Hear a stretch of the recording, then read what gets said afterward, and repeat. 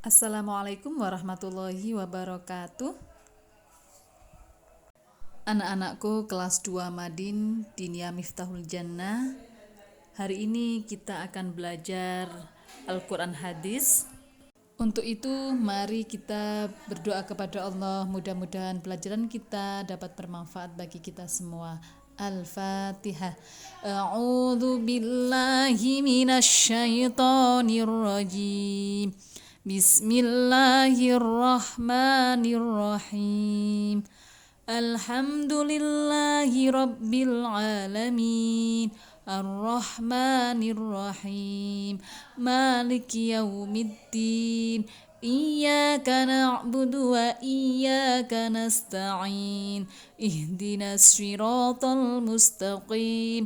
Siratal ladzina an'amta 'alaihim ghairil maghdubi 'alaihim waladdallin. Rabbi ufirli wali walidayya walil mu'minina amin ya rabbal alamin.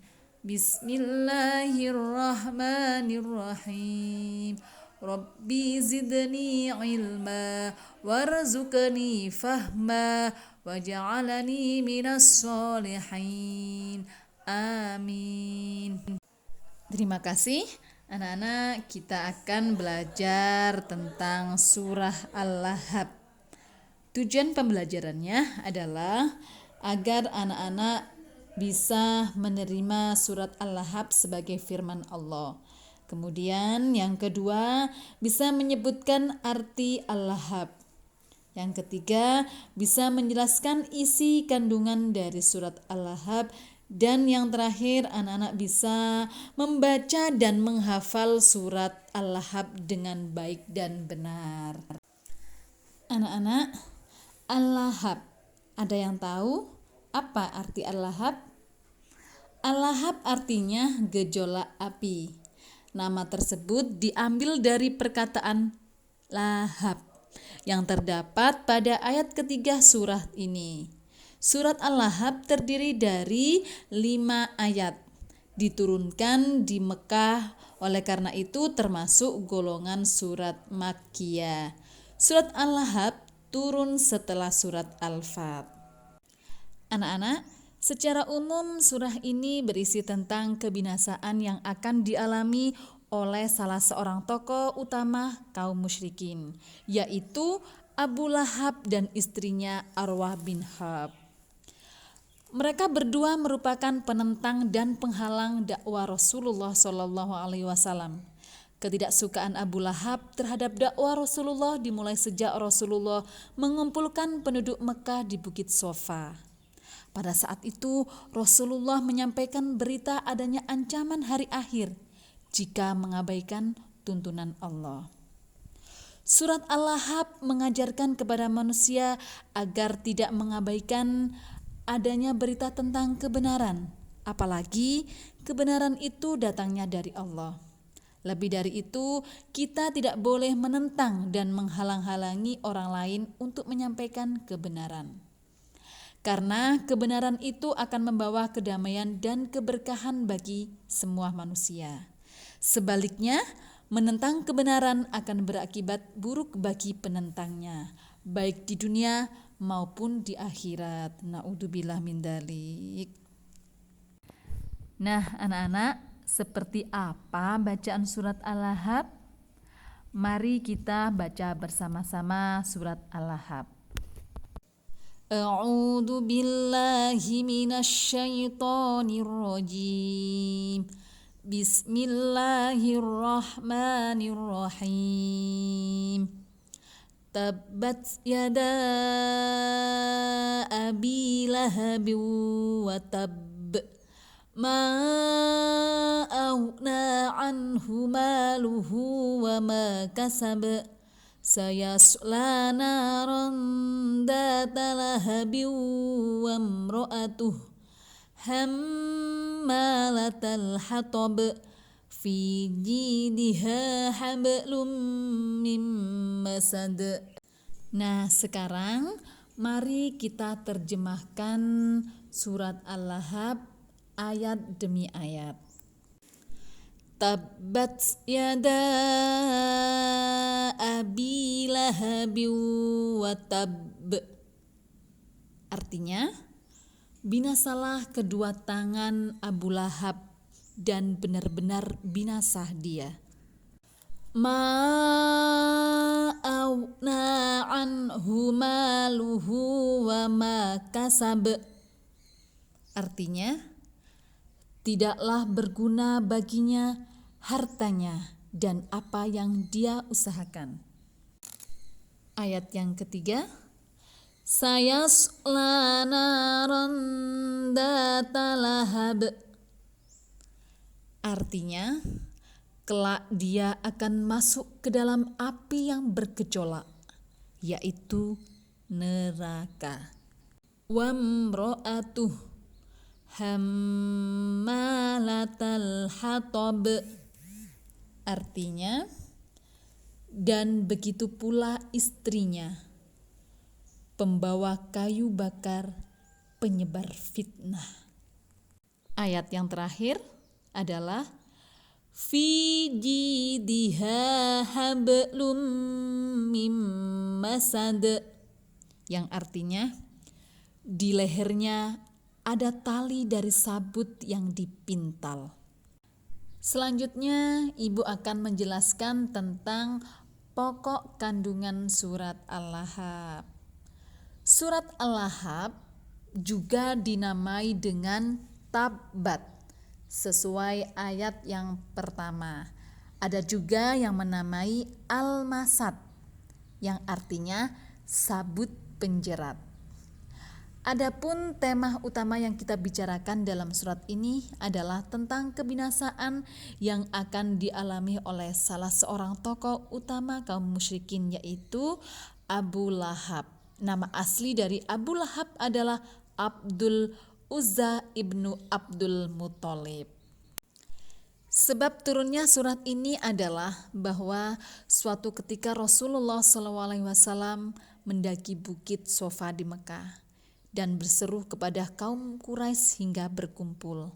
Selanjutnya Nabi SAW bersabda, "Wahai kaumku, jika aku sampaikan kepada kalian bahwa musuh telah mengintai kalian siang atau malam, apakah kalian akan mempercayaiku?" Mereka menjawab, "Tentu saja kami percaya." Nabi SAW melanjutkan sabdanya, bahwa saat ini aku akan memberikan peringatan kepada kalian tentang ancaman hari akhir yang akan dihadapi jika mengabaikan tuntunan Allah. Mendengar itu Abu Lahab berseru, "Binasalah engkau sepanjang hari. Apakah hanya untuk ini engkau mengumpulkan kami?" Maka turunlah surat Al-Lahab ini. Peristiwa ini terjadi pada tahun keempat setelah kenabian. Anak-anak, Abu Lahab adalah seorang paman Nabi. Ia merupakan salah seorang tokoh kaum kafir Quraisy yang disegani. Memiliki status sosial yang tinggi dan harta benda yang melimpah. Namun kedudukan sosial yang tinggi dan kekayaan yang melimpah yang dimilikinya tidak menjadikan dirinya bersyukur, tetapi malah menyombongkan diri. Ia merupakan salah seorang yang paling berani menentang dan menghalang-halangi Nabi Muhammad SAW dalam menegakkan kebenaran. Ia juga sangat rajin menghasut para pengikut Nabi agar keluar dari agamanya. Ia juga selalu mengikuti Nabi Muhammad kemanapun Nabi pergi untuk menolak dan menyanggah dakwah beliau, di samping berupaya merendahkan hakikat agama dan Al-Quran. Masya Allah, na'udzubillah min dzalik. Demikian halnya dengan istri Abu Lahab, yakni Arwah bin Hab, saudara perempuan dari Abu Sufyan bin Hab. Ia selalu membantu Abu Lahab suaminya di dalam menyakiti Nabi. Arwah selalu berjalan memperolokkan Nabi, selalu berupaya merusak kedudukan Nabi dan selalu menyalakan api fitnah dan permusuhan kepada beliau. Kemanapun arwah pergi selalu membawa seikat kayu berduri, kemudian ditebarkan di jalan yang biasa dilalui Nabi Muhammad. Pendek kata, keduanya yakni Abu Lahab dan istrinya selalu berupaya keras untuk meraih pangkat popularitas dengan cara memusuhi Nabi Muhammad. Nah anak-anak, apakah kalian tahu apa yang didapat oleh Abu Lahab dan istrinya? Mereka mendapatkan kebinasaan baik di dunia maupun di akhirat kelak. Apa yang selama ini ia banggakan, yakni harta dan pangkat, semuanya tak ada gunanya. Di dunia ini, ia tidak pernah menang menghadapi Nabi dan tidak pernah dapat membendung kehendak Allah. Semua amal perbuatannya tidak dapat dijadikan sebagai penebus dirinya dari api neraka.